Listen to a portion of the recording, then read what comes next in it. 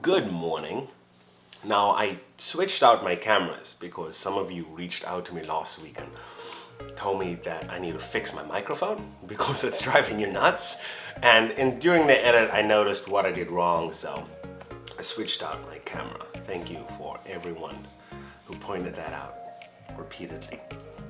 I've been getting a lot of questions about van life and specifically what it was like to do van life during the pandemic and what are the challenges that came up. So that's what we're going to talk about today. It's Friday, January 14th, and it's a good day to be alive.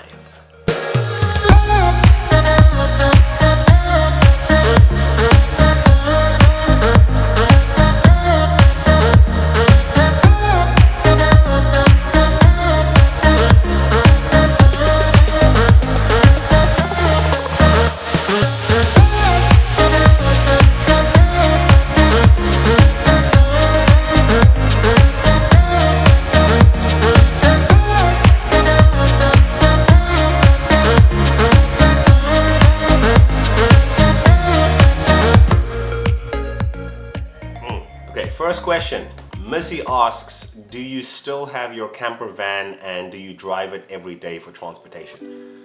Yes and yes. Hello from Kentucky. Hello Kentucky. How long did you have your van for and where did you travel? I got the van just over maybe 2.5 years ago. 2 years is a long time for me. During that time, I've traveled to too many places to mention in any coherent fashion. Alana asks, how was it like traveling during the pandemic? Unpopular opinion, it was amazing. There was no one on the road but trucks. Gas was like $1 and change, so you could drive practically anywhere and not care about the cost of fuel. You didn't have to concern yourself with parking, and you didn't even have to pay for parking because there was no one there to ruin your day. I took the New Jersey Turnpike and there was no traffic. Those words will never be said out loud again. Ever. As long as we live. Streamlined. Felt like I was in a Lear jet. Next question. Taylor asks, how do you use the bathroom in the middle of the night? My van has a fully functioning toilet. I don't understand how people can do van life and travel extensively, even across country, and they don't have a functioning toilet. That puzzles me. Also, the type of van life I did was twofold. Either I was stationary and working and using my van as a mini apartment, or I put my belongings in a storage unit and would pack only what I needed to travel. Sarah asks, what is the friendliest city you've ever visited? Well, it depends on your definition of friendly.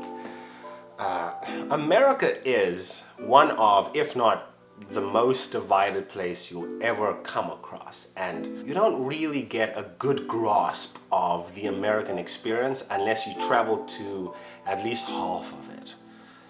And in terms of the cities, they're not comparable in almost any way. Like, they attract different types of people based on their temperament. I'll give you an example. When I feel emotionally overwhelmed and I want to escape for a bit, I will retreat to New Orleans, Louisiana. That city is a southern gem. It's not talked about enough, as it can make you forget about all your problems for a little while. It's where all the hedonists go. But I will caution you. People tend to act on selfish impulse there, and it's very easy to get caught up in that mindset. So based off my temperament, New Orleans is one of the best city, definitely one of them. There's constantly an influx of people coming in and out. There are so many festivals, there are so many parties. You will never get bored. You will never lack stimulation or conversation, because like every 3 days or so there's like new people. It's insane. Definitely one of the friendliest. Wait, it appears I misread the question.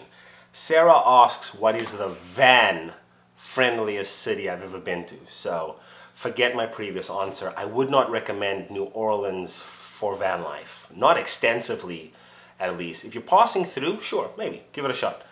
But it's not necessarily a van-friendly city.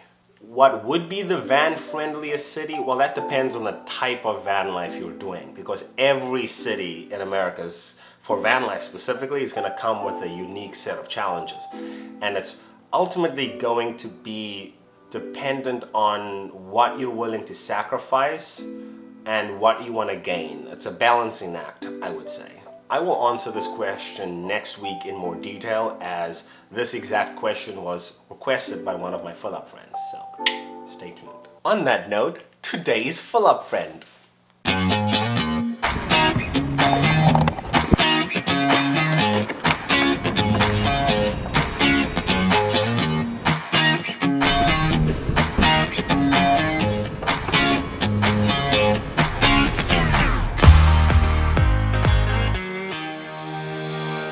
Next question, where do you shower while traveling? Planet Fitness.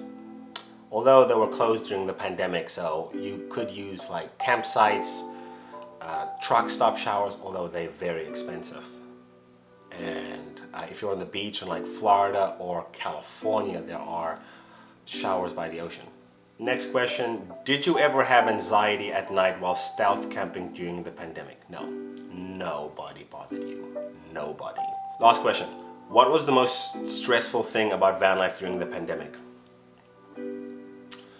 I am someone who needs to feel clean.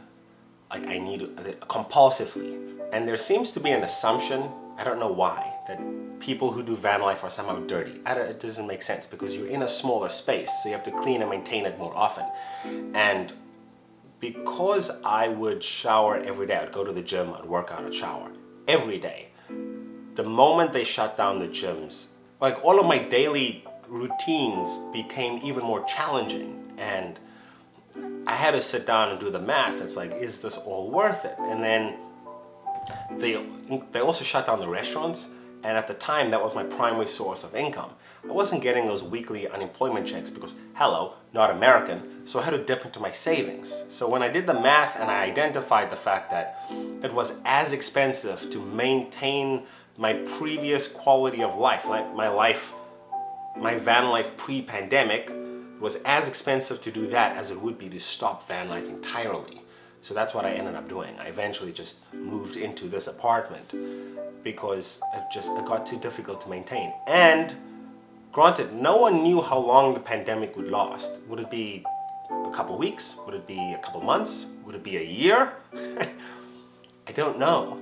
And because I was dipping into my savings, I had to act rationally and very quickly, because the cost of inaction was also pretty significant. This wraps up the video for today. I've gotten so many questions regarding van life and van life in general, as well as urban dwelling van life and van life for travel. So if that is what you're interested in, let me know in either the comments or send me an email or Instagram or whatever.